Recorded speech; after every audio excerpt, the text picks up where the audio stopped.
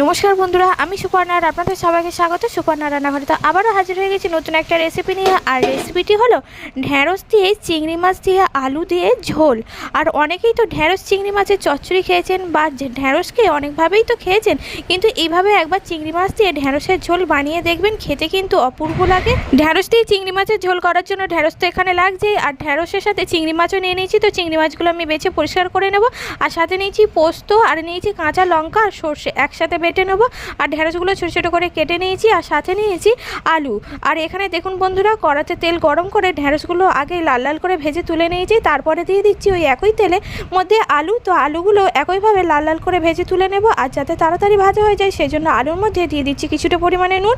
আর আলুটা দেখুন বন্ধুরা একদম লাল করে ভেজে তুলে নিয়েছি। এবার কড়ার ওই একই তেলের মধ্যে কিছুটা পরিমাণে আমি দিয়ে দিলাম চিংড়ি মাছ। তো চিংড়ি মাছটাও এবার হলুদ দিয়ে আর অল্প একটু নুন দিয়ে ভেজে নেব, যেহেতু চিংড়ি মাছটা আমি বেছে রেখে দিয়েছিলাম, নুন আর হলুদ দেওয়া হয়নি। তো ভাজার সময় নুন হলুদ দিয়ে আমি লাল করে একটু ভেজে নিলাম। খুব বেশি ভাজলে আবার চিংড়ি মাছের ফ্লেভারটা থাকবে না।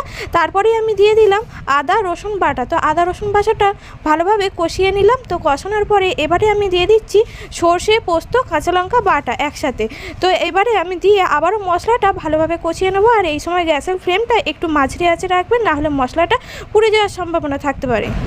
এবার এর মধ্যে আমি দিয়ে দিচ্ছি হলুদ গুঁড়ো, আর দিয়ে দিচ্ছি অল্প একটু লঙ্কা গুঁড়ো। যেহেতু কাঁচা লঙ্কা বাটা আমি দিয়েছি, তাই অল্প একটু কালারের জন্য এই লঙ্কা গুঁড়ো দিয়ে দিলাম। আর মশলাটা যাতে পুড়ে না যায় সেই জন্য দিয়ে দিলাম অল্প পরিমাণে একটু জল দিয়ে মশলাটা একটু ভালোভাবে কষিয়ে নেব। আর এবার আমি দিয়ে দিচ্ছি তরকারি স্বাদ মতো নুন। আর যেহেতু ঢ্যাঁড়স ভাজার সময় আমি নুন দিয়েছি আর আলু ভাজার সময় তো আমি নুন দিয়েছি, তাই নুনটা একটু অল্প পরিমাণেই দিলাম। পরে যদি কম হয় তারপরে আবার আমি দিয়ে দেব। তো সমস্ত কিছু মশলা কষানো হয়ে যায়, তো রেখে দিয়ে দিলাম ভেজে রাখা ঢ্যাঁড়স, আর দিয়ে দিলাম ভেজে রাখা আলু দিয়ে এবারে আমি কিছুক্ষণ ফুটিয়ে নেব।